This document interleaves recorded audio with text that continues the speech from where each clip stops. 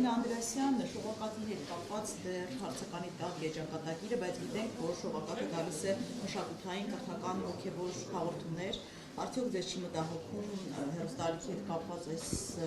որոշումը, որ կարող է լինել փակվելու հետ կապված։ Ես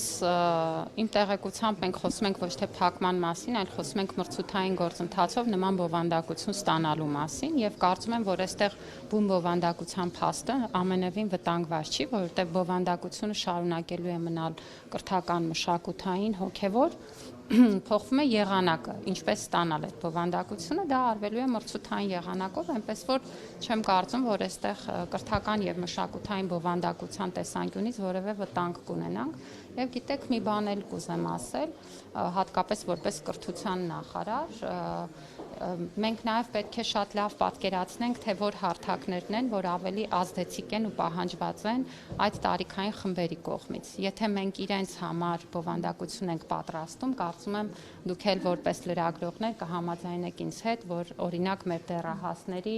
շատ ավելի փոքր մասն է, որ հեռուստացույց է դիտում եւ մենք պետք է նաեւ շատ լրջորեն մտածենք այն հարթակներում այդ բովանդակությունը տարածելու, որոնք որ հենց լսարանին ավելի շատ հասնելու հնարավորություն սոցցանցերի ֆինանսավորումը կարծում եմ նախարարության գործառույթի խնդիրը չի,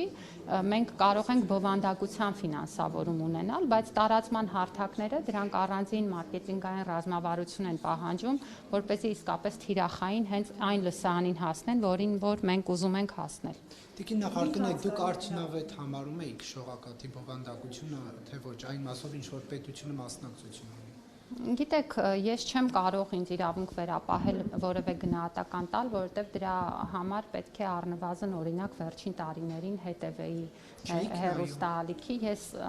անկեղծ ասած ընդհանրապես չեմ հասցնում նայել որևէ հեռուստաալիք, էպիզոդիկ կարող եմ որևէ հաղորդումներ, որևէ ծրագրեր, որևէ ռեպորտաժներ դիտել, բայց սիստեմատիկ որևէ բանի հետևել չեմ հասցնում։ Ես կարծում եմ, որ կրթական մշակութային բովանդակությունը կարևոր է եւ կարծում եմ, որ կառավարությունը վերջին շրջանում նաեւ քայլեր է ձեռնարկել այդ ուղղությամբ, օրինակ հանրօգուտ մեդիա միջավայր հիմնադրամի ձևավորումը եւ համապատասխան դրամաշնորհների տրամադրումը կարևոր քայլ եմ համարում, որպեսզի այդ բովանդակությունը խթանենք։ Մենացի մի հարց Տիկին Անդրեասյան, ձեր բացատրությունները հասկանալի են, դիտումների հետ կապված կոնտենտի գուցե ավելի լավ հարթակներ տեղափոխելու, որ ավելի շատ տարածվի կրթական մշակութային այդ հաղորդումները, բայց տեսեք, այդ թեման շողակաթին հանրային հեռարձակման հնարավորություն զրկելու 1 տարի առաջ այստեղ ակտիվ քննարկվեց, ամեն դեպքում հրապարակային, երբ Բագրատ Սրբազանը սկսել է շարժումը, եւ այստեղ էլ ասին չի լի փակենք այդ փողը տանք այդ շողակաթից բրծնենք, ու հետո սկսվեցին այդ քայլերը հասան այս հանգրվանին։ Տեսեք, դա տեղ ունեցավ վարչապետ, կաթողիկոս, հոգևորականներ այդ հակամարտության փուլում եւ ստացվեց, որ այսպես ահա քաղաքական վրեժխնդրություն դարձավ իրեն զրկելու հանրային հեռարձակման հնարավորությունից։ Դուք մտավախություն չունեք եւ ձեր ղեկավարած նախարարությունը չէր արարել մի տարբերություն հանրային խորհրդի դիրքորոշմանը։ Դուք մտավախություն չունեք, որ այս պատմության մեջ կմնաք մի նախարար, որը կողմ դարձավ իշխանության այդ քայլերին, որը ունի ոչ թե ձեր բացատրած բովանդակությունը, այլ առերևույթ տպավորություն է, որ քաղաքական բովանդակություն է, դիմադրներն են ասում, վրեժխնդրություն է, որ դուք ուղղակի մաս դարձաք այդ գործընթացի։ Գիտեք, դուք որոշակի որակումներ եք տալիս, որը ձեր գնահատականն է իրավիճակի, ինչ որ տրամաբանությամբ, ինչ որ գործընթաց։ Դե գիտեք, առերևույթ բառը արդեն ցույց է տալիս, որ դա որակում է, որտեղ առերևույթը ինքը որակման նշում ունեցող բառ է, իմաստային առումով։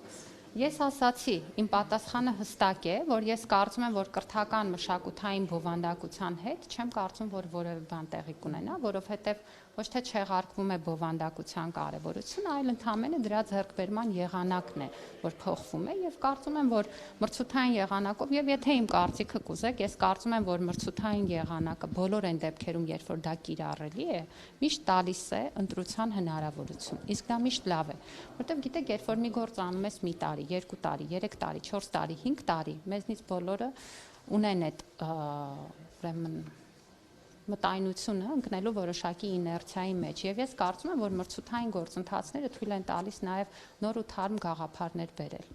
Եվ եթե մենք ունենանք ընտրության հնարավորություն ու ընտրենք լավագույնը, խոսում ենք լսարանի մասին, խոսում ենք արտադրանքի մասին։ Եվ վերջո շահելու է առաջին հերթին լսարանը, որտեղ արտադրանքի բովանդակությունն էլ կարող է լինել նույն շողակաթինը, եթե ինքը մասնակցի մրցույթի, շատ ավելի որակյալ։ Դուք համարում եք, որ դա քաղաքական գործընթաց չէ, մեր շողակաթի օգտիներ է։